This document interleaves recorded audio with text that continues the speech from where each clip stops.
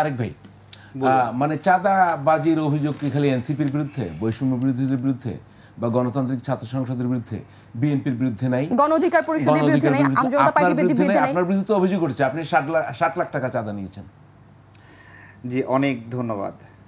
যার যতটুকু শক্তি এবং সামর্থ্য, সেই সামর্থ্য অনুযায়ী সেই দলের আপনার বিরুদ্ধে অভিযোগ আছে আপনি 60 লাখ টাকা চাঁদা নিয়েছেন। একজন প্রখ্যাত সাংবাদিক, আমি বলেই ফেলি, ইলিয়াস কিন্তু এই কমপ্লেন করেছে আপনার বিরুদ্ধে, এবং আপনি কিন্তু ব্যাপক এটা নিয়ে হইচই করছেন।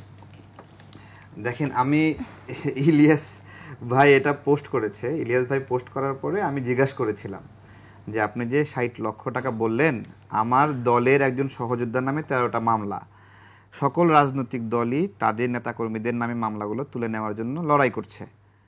ডক্টর ইউনূসও নিজের মামলাগুলো তুলে নিয়েছেন। তো আমাদের দলের একজন কর্মী বা নেতা, তার বিরুদ্ধে মামলাগুলো আমরা তুলে নেওয়ার জন্য আমাদের দলীয় প্যাডে আইন মন্ত্রণালয় এবং স্বরাষ্ট্র মন্ত্রণালয়ে চিঠি দিয়েছি। জি, ঠিক আছে। ইলিয়াস ভাই এই ছবিটা পোস্ট করে বলেছে 60 লক্ষ টাকা আমরা নিয়েছি।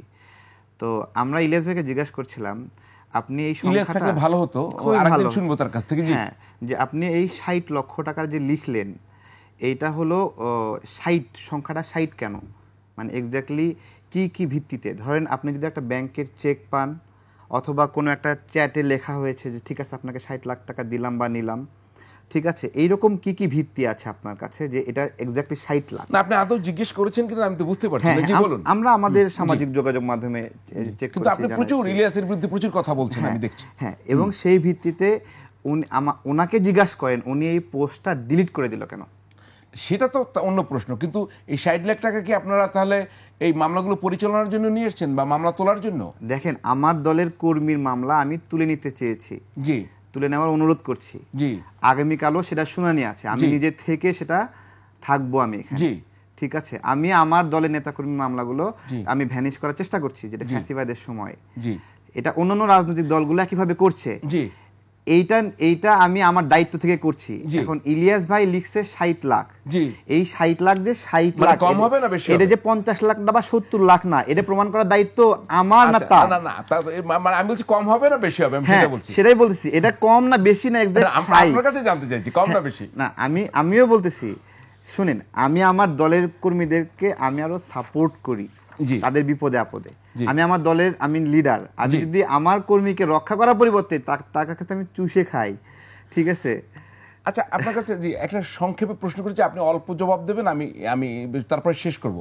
আচ্ছা, এই সময়ও ফেসিবাদের সময় দায়ের করা মামলা তুলতে যদি আপনাদের এত কষ্ট হয়, আপনি একটু আগেই বলছিলেন প্রফেসর ইউনূস সাহেবের মামলা চলে গেছে, এখনো লক আছে, তাহলে কেন হচ্ছে? প্রফেসর ইউনূস সাহেবের মামলা তো নেই, তো আপনারা তো রাজপথে ছিলেন, ওনারা তো রাজপথে ছিলেন, আমার মামলাগুলো আছে, আপনাদের মামলাগুলো আছে, সমস্যাটা কোথায়? এই মামলার কথা একটু বলেন তো আমাকে। আমি তো চেয়ারম্যান সাহেবের বিরুদ্ধে, আমার চেয়ারম্যান আব্দুল সালামের বিরুদ্ধে মামলা এখনো চলে, ওনাকে পথে পথে ঘুরতে হয়, অথচ আপনাদের যারা উপদেষ্টা পরিষদের প্রধান উপদেষ্টা তাদের মামলা চলে যায়, এইটা কেন হচ্ছে একটু বলেন তো আমাকে। আমি তো এটাই বলছি যে শেখ হাসিনার সময় দেওয়া রাষ্ট্রদ্রোহী মামলায় আমার দলের নেত্রীর শুনানির জন্য আগামীকালকে আমাকে কোর্টে যেতে হবে। কেন এইটাই তো আমরা জিজ্ঞাসা করছি, চলে যাচ্ছে আর এগুলো থেকে যাচ্ছে কেন?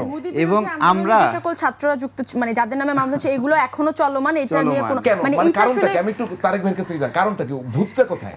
এটা আসলে ভূত না, মানে ডক্টর ইউনূস নিজের মামলাগুলোকে স্মুথ করার জন্য যে ইফোর্টটা দিয়েছেন, আমাদের ক্ষেত্রে সেই ইফোর্টটা দেন নাই, ঠিক আছে?